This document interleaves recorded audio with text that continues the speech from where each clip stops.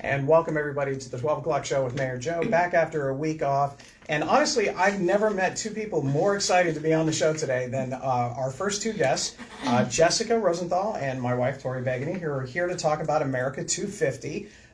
They've just been counting down the days for this particular event. Yes. So we're going to kick things off with a real simple question. Tell us about some of the things the committee has already done when it comes to the America 250 celebration.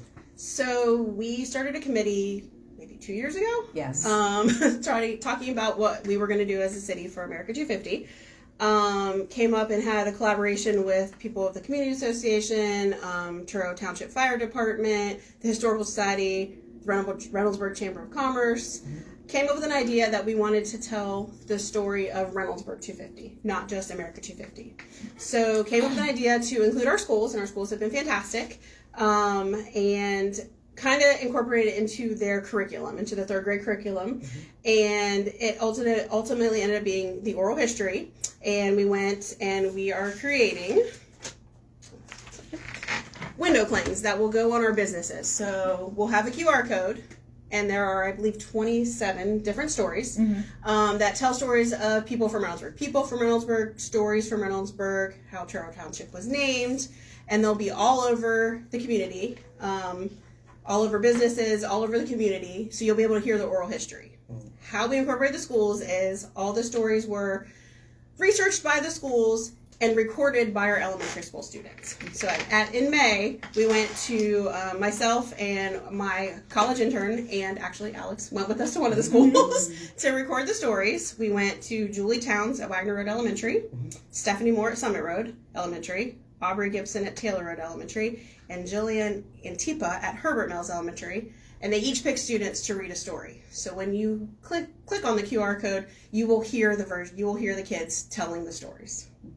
So it was really cool. The kids were super excited. They were great. Some a little bit more nervous than others, but they were fantastic. And they're super cute when you listen to them. Like hearing the kids' voices. They're so cute. They're so adorable. So we are working now. We finally got the clings. That took us a little longer than we wanted. We will be going out, I think, later this week to talk to businesses to get the clings up. And we currently have this map. We'll have a permanent map once we have all the window clings up. That'll tell you where all the stories are. We also will probably have a PDF that will tell you which story is where in case you're looking for more of a specific story. But we'll have that on the website. We'll have it on the Facebook page. We're going to get it out to the teachers that helped us so that they can reach out to the students. So the students are able to go have their families go let them hear the story they recorded.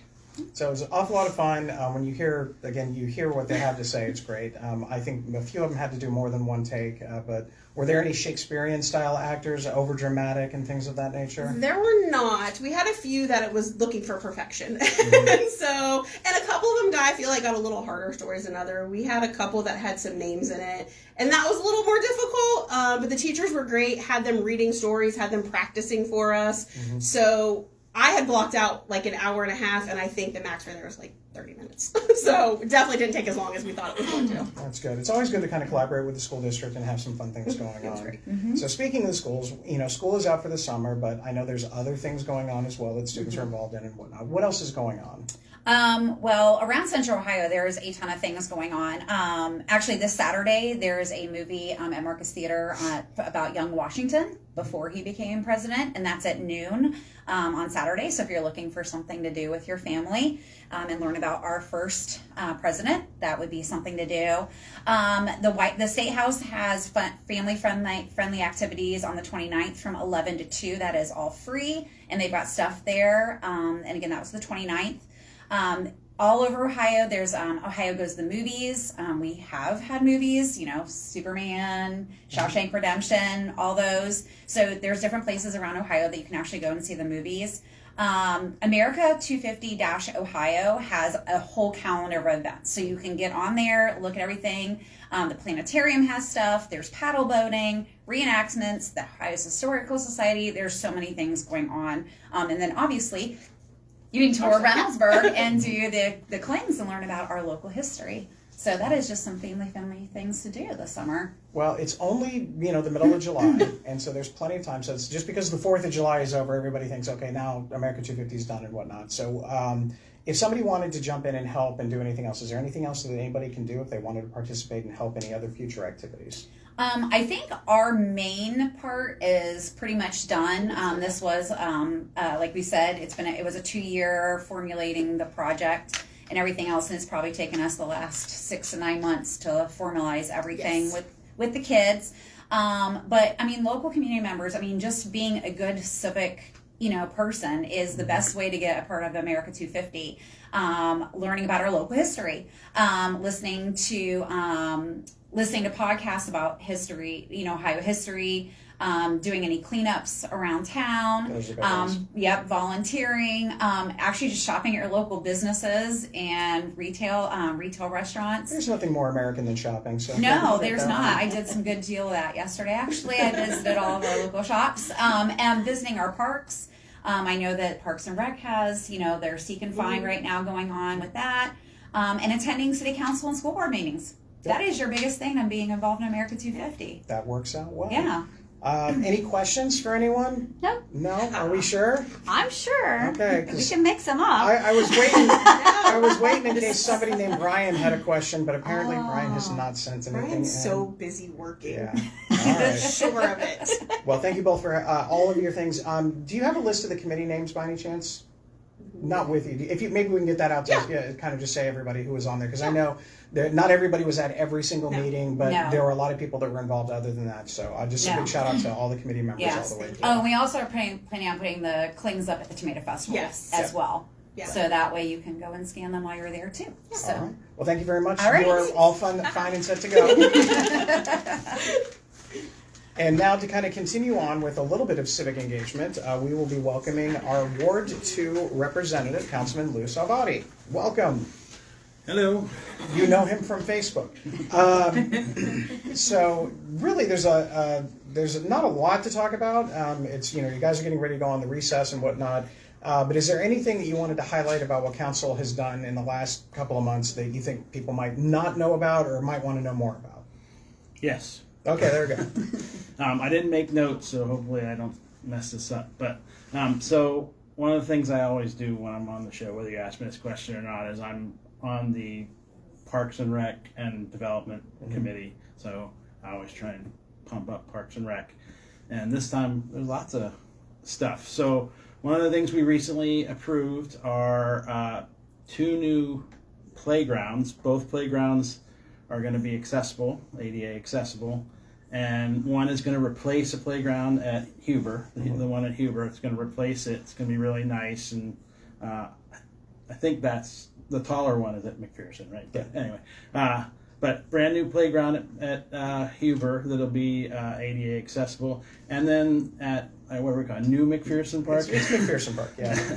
McPherson Park, which is really turning out to be a nice little park. We got a bunch of our recycled plastic benches there now, so there's places to sit, and now there's going to be a nice accessible playground there. And both of these things, we approved money to buy them, but there was also a quite generous grant as to why because the ADA accessible equipment is very expensive. Yeah, Parks and Rec team did a good job bringing those in. Yeah. As I found out, that little squishy stuff that you stand on when you go to this is the most expensive part of all that stuff. So, well, kids tend to fall, and so that makes it bounce a little bit. So, I guess the other thing, which I have a feeling you're probably going to mention, but I'll get ahead of you on that, is that we have a new park opening. Well, that's open, but we're having a grand opening that'll be a bunch of hoopla next week with Bryce Park right across from the brand new library. And then in the near medium future, we might have another park over on the far east side. So where the new AMI development is going. So lots of cool. Always a little bit of cool stuff. Parks and Rec stuff. I'm also on the development committee, but I don't usually talk much about development here because every week you get the what's going here, what's going there questions. So I don't really need to pump that up too much. The other thing I'll mention is, and I think Stacy Baker just put a post about it on Facebook, is that we just recently did the legislation for short-term rentals. Yes. So this would be like the Airbnb, Verbo type thing. We do have them in Reynoldsburg. Every city has them. They're good for people that are coming in for a wedding or a music festival or the tomato festival. But sometimes people rent them out to have a party, and it gets out of hand. So part of the reason I'm mentioning this is actually pertinent to my ward, actually pertinent to literally my backyard. Because one of the incidents where we had gunshots, and we had two recently, where we had gunshots at these Airbnbs, one of them was practically in my backyard. It was in the cul-de-sac behind my house. So what we did with this legislation is we did not, we recognize that there is a reason to have these Airbnbs, and they're really good Airbnb owners. But we wanted to have a little more control over them. So basically, you're now going to be required, first of 2027, you're going to be required to be permitted with the city to run an Airbnb or a short-term rental. And there's some restrictions, like you can only rent it out for 3 days or longer. This prevents the 1 day or 2 day parties. If you have to rent it for 3 days, you're committing this, a little more. And the more importantly is if you do have incidents at your Airbnb or your short-term rental, that there are repercussions for that. You can lose your permit for a short term or permanently, and then you can't run it anymore. So we just approved that. So you'll probably see some various things come out about that. Well, I found what was interesting about it is, because the way council works is very rarely is there something that we have on council and it's a one and done.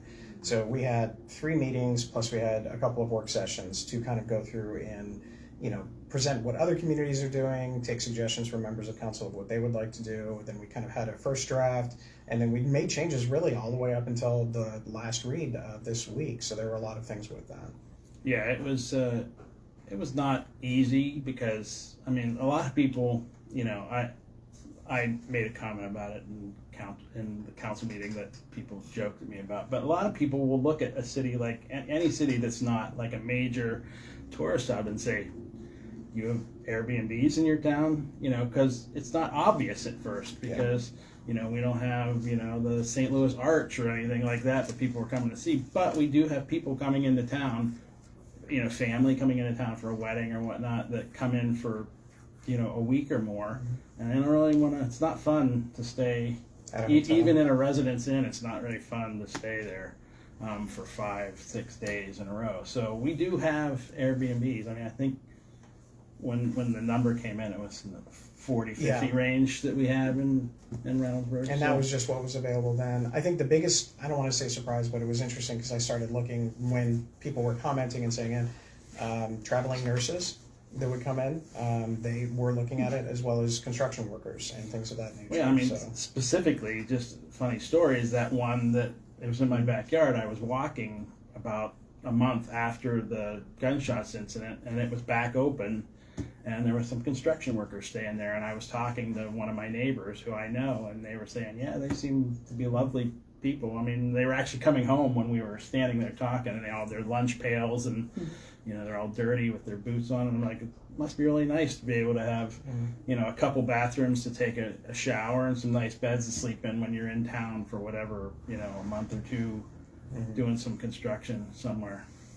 So. Well, that's a good roundup. Council meetings are the second Monday and fourth Monday of every month, except August. You guys get to go on your August recess. So if anybody's got any questions or wants to pop in, they can see that one. A few weeks ago, we had the 4th of July fireworks and the parade. Both of them went well, especially with some of the changes. But I wanted to kind of get your idea. What were your thoughts on everything? So, obviously, it's insanely unfortunate that we have to be where we are with all the whatever team takeovers or just it doesn't even have to be that. There have been fights at at various events over the years anyway. And so it's sad that we're there, but I think it went really well, especially since it was barely over 2 weeks that we took to plan that. Yeah. So I didn't see a lot of difference between, say, last year, the year before, and this year as far as attendance-wise. I thought, if there was one thing I was worried about, it was the vendors, and they seemed to be have lines the whole time. They seem. I don't think any of them will be too unhappy with the way it turned out. So, yeah, it went nice, and more importantly, I talked to Deputy Chief Binder at the parade, and he said from the police perspective, it went stellar. I mean, I think he said they had one incident, and it was an adult. Mm-hmm. And it wasn't a fight or anything, it was just an adult who was maybe overserved. But a little bit too much celebratory. Yeah. Yeah. So, but he said, I don't know how many fights there were last year, but there were none this year. So, I mean, there's obviously going to be, we're going to have meetings about what went well and what went not so well. And I mean, there's little things like, I don't know if it can be rectified because I know how complicated it is, but like one of the things that was a bummer to me is it wasn't so much a bummer to me to have it only be residents. That's not so bad. But like we do have close neighbors in Blacklick and Etna and whatnot, and many of them are literally across the street from being in Reynoldsburg, and some of them have gone to our fireworks for years. And even the couple hours I was down there giving out bracelets, people come in and go, oh, I live in Blacklick, and where can I go for fireworks? And I'm like, I don't know. I mean, I canna, but and whatnot. So if there is a way to somehow make it an area, and I know how hard that is because. How do you? There's a line somewhere. How do you identify whether you're in the area or out of the area? But that was the only bummer to me in giving out bracelets and whatnot is the really close neighbors. I don't think that was thousands of people, but it's you don't family here, family you there. don't want to bum anybody out. 4th of July. So. Well, I know it's relatively easy to get in touch with you because of Facebook, but if anybody has any other ways to do so, what's the best way to get a hold of you? So I'm super easy to get hold of. So if you need to talk to me, the number on under my face on the city's website is my personal cell phone number. So feel free to call me. I know you have. So now I'm a standard American cell phone user. I will not answer the phone the first time you call because you're not in my. Leave a message, either detailed or just say you're a citizen that wants to talk to me about something, and I'll call you back for sure. And the emails get to me. I mean, I've had pretty much all the emails get to me. I'm also typical in that I'm less good with emails than I am with a phone call or a face-to-face or even Facebook. But if it's a concern, I'll get back to you. All right. Any questions? Something about Wagner Road. Well, I know you're coming. You'll get to something with Wagner Road. Yeah, I have some things on Wagner Road. So. Yeah. All right. Well, you're welcome to stay, but if you got some other things you want to hang out and do, you hang around for a little bit. Yeah, I have nothing to do. All right. So let us kind of go through. There's a couple of big events with the school district coming up in the next few weeks. First one is the Ashton Doolin Back to School Community Fun Day, which is actually this Saturday. It's from 10 a.m. to 2 p.m. It's at the Livingston campus. There's going to be a whole bunch of fun things all the way over there. And then, of course, the 7th annual Mulligan Golf Tournament, kind of kicking off that Saturday of the Tomato Festival on August 15th. It'll be at Westchester Golf Course. It's $125 per golfer, $500 for a team. Yes, that equals out. Great prizes, biggest drive, longest drive, closest to the pin, that type of thing that'll be there. A lot of people will be there kind of kicking things off, including Pastor Deion Frazier will be there, State Representative Meredith Lawson-Rowe will be there, I'll be there, which is the least consequential person and probably worst golfer. But they'll all be there, and it's going to be a lot of fun before we head back over to the Tomato Festival. Did want to talk a little bit about a commentary that was there, big things that have been discussed, flock cameras. So just going to have a real kind of quick review. Number of residents have come in over the last, I would say about the last 6 to 8 weeks or so, talking about flocks. So we do have some policy changes. In the past, we had opened it up for access to flock camera for those within the state. Now we're just going to limit it to the metro area. And we're going to make sure that we have some specific guardrails in to make sure that everyone's acting properly from an internal sense and things like that. If you don't know what flock cameras are, these are, in essence, overpowered license plate readers. They take camera shots of license plates as they go in and out of the communities. And if there's a warrant out for the registered driver, or if that car has been reported stolen, RPD is notified, and then they try and pursue in so-called catch the bad guy, that type of thing. But what was really most impressive is we've had a number of people come out and speak against flock and having the conversation, and that actually has led to some good policy changes within the city of there. The conversation is probably not going to be over. It'll probably come back, and we'll have some further ones out there, but definitely we are listening to everything, and it was nice to see some passionate displays and people coming out and talking about some things. All right, so did you know that Wagner Road is open right now? I did. Yeah. Did you drive? Did you drive back and forth? I did not yet. Okay, I've so not driven it yet. all right, I've done that. I did that yesterday because I know that we knew late in the day that I think really late in the day on Sunday the Wagner Road was going to open. So we went ahead and posted it just to make sure everybody was aware of it late in the day on Monday. And it was one of those I'll believe it when I see it, because we've been talking about when this is going to open for a while. But that particular area is open. Now, there may be a few points in time in the future where they may have to limit one lane right at the intersection of Main and Wagner. They're going to have to put in the sidewalk in that area once AEP is cleared out with everything that they need to do. But there may be a limited lane restriction. But overall, that area is going to be open both north and southbound from Main Street all the way to Priestley. The light is in effect. It is working, so people will have the light there as well. And every time I've driven on Wagner Road, which, believe it or not, I try and drive it at least once a day, if not more so, especially as the construction was moving forward. Once the paths went in, every day I drive it, there are people walking or bike riding on those paths. And that is exactly the purpose why it is there. So that's a good thing. Now, everybody wants to know about the fun thing about, okay, what's happening with Phase 2. Is that what the question's about? No, No? set for an update. All right, so that one's open. So Phase 2 is going to be aiming for basically a Labor Day start. There's a couple of reasons for that. One of them is making sure that we have all the materials that we need for the culverts. Those are, in essence, the waterways in various areas, to make sure those things are getting in, because there have been delays that are not part of any issue whatsoever. And then the other one is everybody's favorite utility work. We have to make sure that AEP and Columbia Gas specifically are done with everything that they need to do. AEP is probably about 80 to 90% done with all they need to do. Columbia Gas, however, is not on site yet. We've had them have the plans for about a year now, but this is a common thing.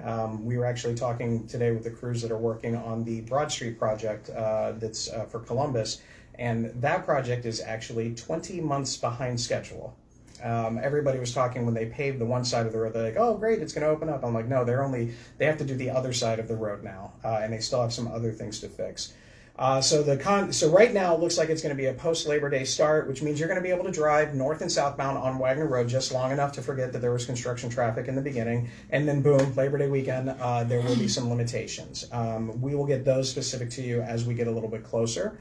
But once, what you'll probably see between now and then is limited work. You're going to see Columbia Gas coming out in the not too distant future. You're going to see AEP finishing up.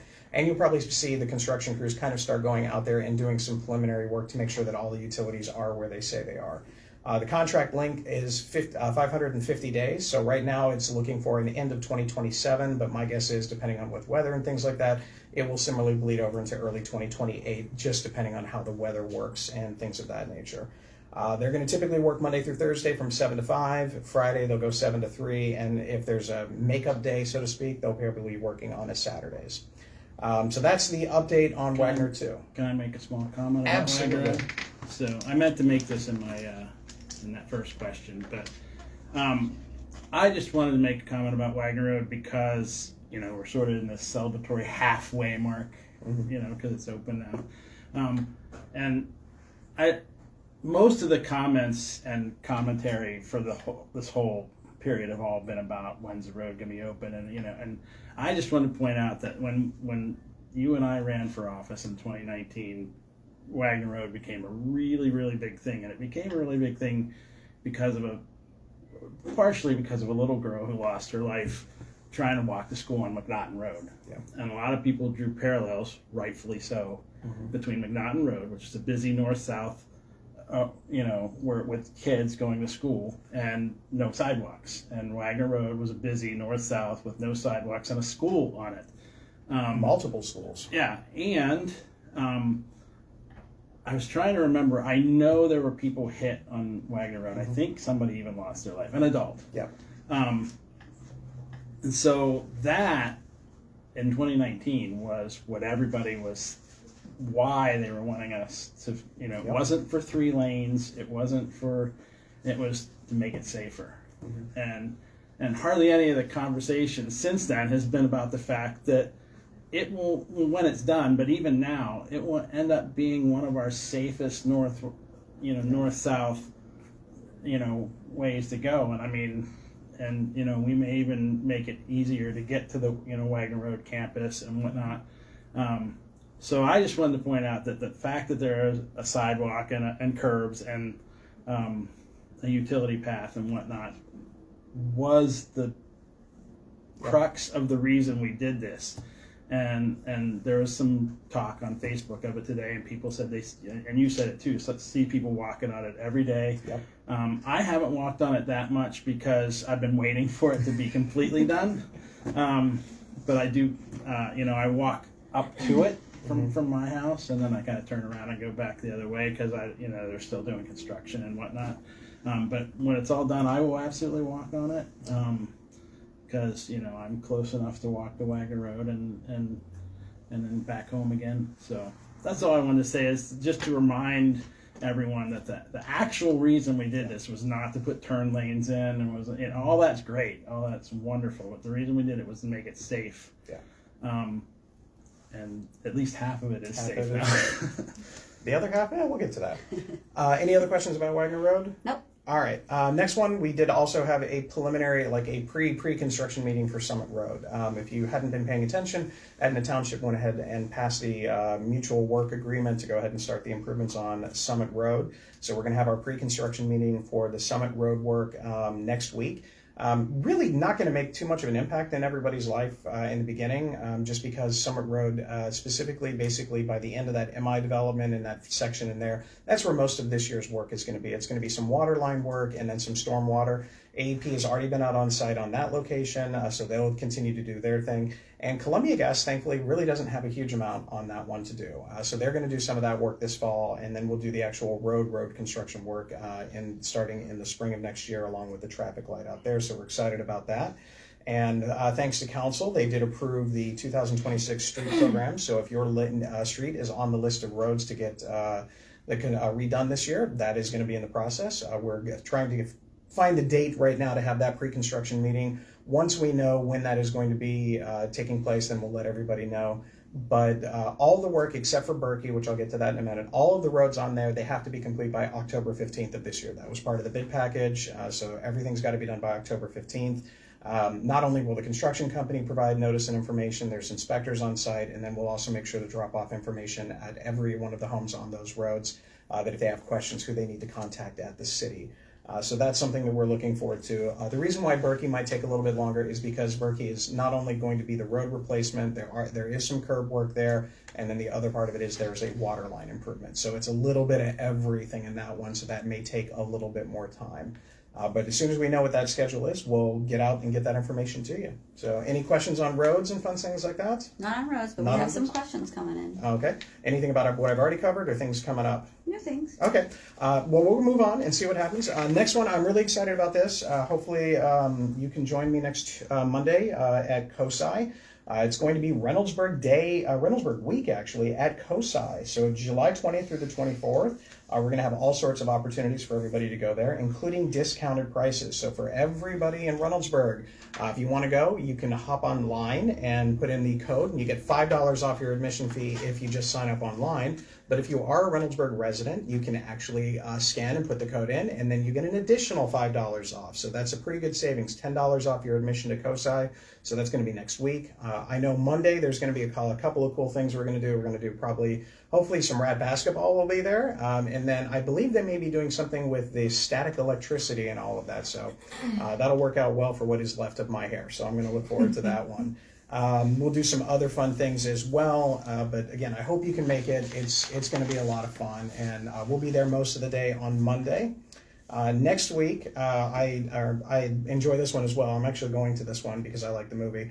It's the first Friday food flicks and fun. It's going to be August 7th. In a couple weeks, it's going to be National Treasure is going to be the movie. So then, of course, we'll have all the jokes about the treasure map on the back of the Declaration of Independence. But there'll be a musical guest there as well, Mike Poyer. With that development, there's not a lot going on right now that you haven't been made aware of. I do believe the recreational marijuana facility is having a hiring event this Friday. So with their hiring event, I can imagine that it's too much longer. We were told late July, early August. So that'll be open pretty soon. With that, I'll take a break for any kind of questions. Yeah, we got 3 that are in right now. Any new restaurants coming to Reynoldsburg? Yep, we did talk about Bubba's 33. Bubba's 33 is going to take over the TGI Fridays location, and we hope to have some news on what may be replacing Smoky Bones in the next couple of weeks. TGI Fridays took a lot longer because their lease was actually, I think, 2 or 3 years left on the lease when Fridays went out of business. Smoky Bones is not in that case, so we may actually have something relatively soon on the Smoky Bones site, but I'll keep you posted on that one. As far as other restaurants, nothing official yet. We know that there's going to be a restaurant on site with the Rep Fieldhouse by Central Ohio Primary Care. We know there's going to be one there, and we know there's going to be some restaurants at the corner of Bryce in Maine as that project moves forward as well, but nothing specific. Got 2 for Councilman Salvati. As someone who attends a lot of concerts, what act are you most looking forward to at the Tomato Festival and why? Oh, well, all of them. That's the most political answer you're ever going It's a great year to be at the Tomato Festival. I do go to a lot of concerts, and I go to a lot of varied concerts. So yeah, I'm excited about all 3. I did see the one act at Sonic Temple, so they're going to be good. It'll be nice to see them do a longer set. I'll be honest, I don't know a ton about Drew Hill, but I'm still excited to see them. And I love the Eagles. So, and I just recently was looking back on a bunch of old concert tickets, and I found my Eagles Hell Freezes Over ticket and remembered how mad I was because how expensive that ticket was. It was the most money I'd ever spent on a concert ticket. It was $65. So that just tells you how things have changed a little bit. Well, tickets to the Tomato Festival are free, and it's funny. I do see that on occasion, like how much do tickets cost and things like that. Yeah. But no, admission is free from that one. Next question is, it says, can you remind me of the timeline for extending Main Street sidewalks down toward Taylor? Down towards Taylor? Yeah, so that's... no, I can't, but... Yeah. I can't give you a timeline. I knew we were doing it, but I can't give you a timeline. So council approved legislation to actually do the engineering. So we have a rough estimate of cost, and now they're actually doing the engineering. We hope to have that back in the next couple of weeks. Once that's back in, we'll probably bring it before council. I would assume probably sometime September, October. Probably not going to get the work done this year, but it will probably be one of the first things for next year. Again, assuming council approves it. The sidewalks would be basically from Hanson all the way up to almost Taylor Road. We know that CODA eventually will have a bus stop in that area, so it'll probably extend pretty close to that area at that point in time, but definitely going to get those things done. The tricky part is going to be in between Taylor and Hanson. There's an area where there's a bridge and it's a drop off and things like that. So we're going to really dig into it because one, we want to make sure we save as many trees as possible. That's the number one priority. But if we're going to put something in there, and sometimes with the equipment that's there, some of those trees are going to have to go in that particular area. So we are working at it. I've already had a conversation with the one homeowner that lives in the kind of the A-frame house and things like that. So she's intrigued by it, and I think it's going to be a positive thing. But that's a great question. So we've been talking Tomato Festival. There's another question that just came in. It says, I have a table reserved for 7 bridges. Do I need to get tickets for my guests? If so, where do I get them? We'll be in contact through email, and we'll get you all that information. Yep, it'll all be good. All right, for these kind of questions and anything else, I do have a town hall next week. It was really successful, the last town hall we had. We had a pretty good crowd, lots of good questions. It's going to be July 22nd at 6:30. And because Councilman Salvati's here, and every now and then Councilman Salvati is kind enough to ask questions, hey, Reynoldsburg, what would you like? The pool comment continues to come up a lot. And so he didn't do it this time. It wasn't me. It wasn't this time. But there was one, and it was a 70, 80 comment thread. And so I'm going to have a little bit of a presentation of what it would take to actually have a community pool in kind of what I think is the nostalgia filled version of what everybody's talking about. Remember, Reynoldsburg has never had a community pool. We had a privately owned pool that was open to the public and charged. So we haven't actually had a community pool outside of what we now have with the YMCA, which is kind of like a little bit of a hybrid thing. But I'm going to have some information about that and kind of let the residents know, okay, so let's pretend for a moment that we were going to do this. What would that process look like? How would it happen? And all of those different types of things. Because I think we all know there's a lot of things we'd all like to have in life. The difference is how we're going to pay for it. So that's going to be something that'll be there. But I'll have that information in there. If you cannot wait until next week for the town hall, I will be at a walk and talk tomorrow night. This is going to be, we'll start off at the corner of Addison and Kingsley, and we'll take the nice walk around Addison over by the new service center building and go up and around there back to Kingsley. These are really, really fun. Last time we had a couple of residents that joined us for the entire walk, and they asked questions about everything from maybe ratting out their neighbors for code enforcement things, but then about what's going on with streets, what about development and things like that. And then some good conversations. We ran into somebody who had spent a lot of time working with the school district and how the education has changed over the last 20, 30 years and things like that. So if you can't make it to next week's town hall, come on out to the walk and talk. You don't have to live in Kingsley and Addison in that area to join. It just an area that I'm trying to go to different parts of the city every year to reach out. So hopefully you can make it for that. You usually attend on those and events. this one's right in my... Right in your backyard, so to speak. You can visit Pine Quarry Park Mm-hmm. while you're in the area. Might be more fun than walking with me, but if not, we got that. Other events coming up, we have this Saturday, we have the Reynoldsburg Turo Historical Society Open House. They do this every month or so. It's Saturday from 10 a.m. to 2 p.m. It's off Jackson Street, right across from Hannah Ashton Middle School. And then everybody's favorite topic, property taxes. The Franklin County Auditor's Office will be in Reynoldsburg on a Saturday, August 22nd from 9 to 5. And they'll be answering any questions about the Franklin County property tax evaluation that you probably, if you're living on the Franklin County side, probably got your notification on that one.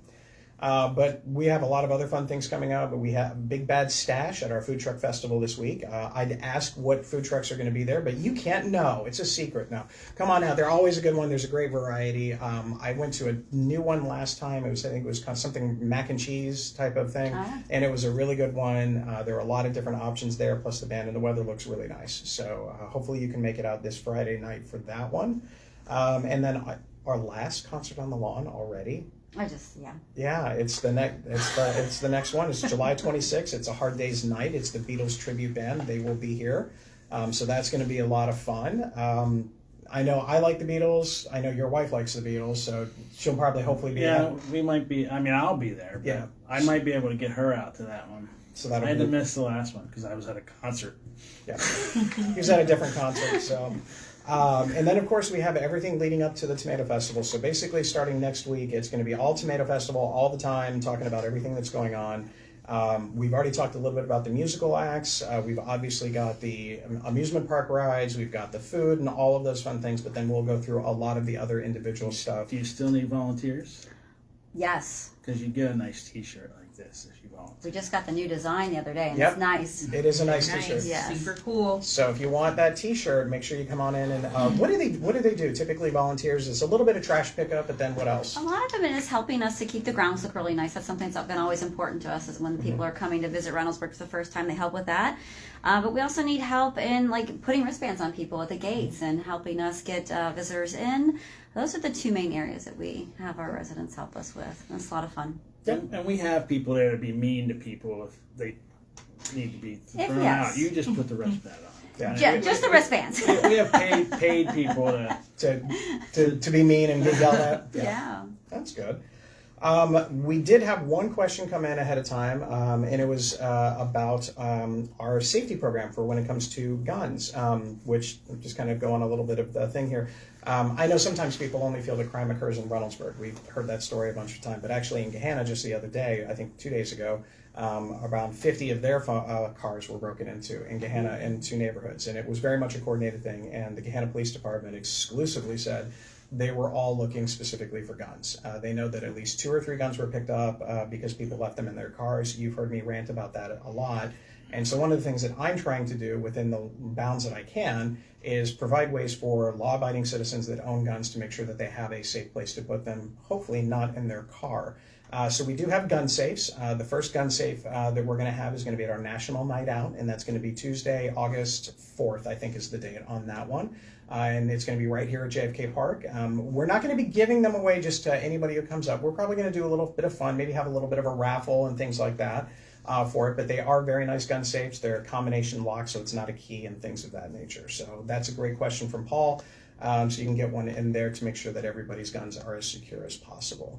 The police do have the locks. And they'll always have the gun locks. Those are plenty enough. The gun safes are a little bit more expensive, and so we're just trying to test it out this year and see what the response is. Any other questions come in? Nope. All right. Thank you very much for coming in. It was a great event as always. The being here and having talking about the America 250, even though my assistant was maybe less than enthusiastic about coming, but she and the rest of the committee had done a fabulous job bringing a lot of cool things to the city of Reynoldsburg, especially with the school district and the community association, the historical society, all the way across. Councilman Salvati, as always, it's a pleasure. You're one of the most. If you don't answer it on Facebook, or if I don't, it's the other person. So it's always good to get that information out there. Next week, we will continue our conversations with members of council. We'll have Councilwoman Julie Towns from Ward 1 joining us. We will also bring in Ruvain from the Rock Syndicate. He's actually got something pretty big going on, and he's going to be giving away some prizes on the show next week. So that'll be fun. And we may have some other fun things going on specifically about the Tomato Festival, but we'll get back to you on that one.